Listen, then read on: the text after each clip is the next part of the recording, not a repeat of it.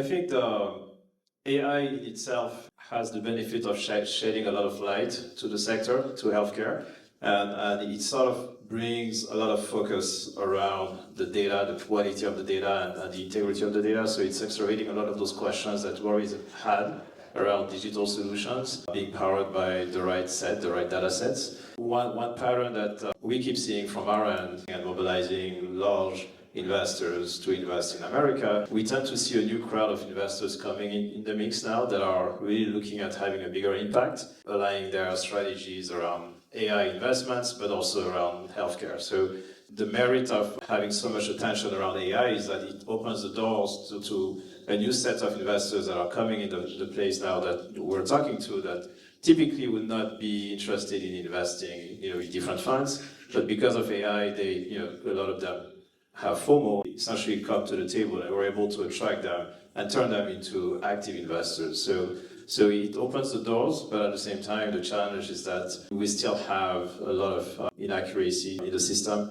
and that goes back to the story of our friend, how much we can trust the systems. I think it's way too early, obviously, but it's a work in progress. I compare it to what happened in the 90s with the internet, where we had a lot of bad indexing happening with Google, right? If you recall back in the days, we had bad addresses, URLs going to wrong places. We trusted the system and it got better over time. I feel like we're living through that phase where it's still very early, very nascent, and we have a lot of, for lack of a better term, indexing happening that is not necessarily pointing to the right kind of information.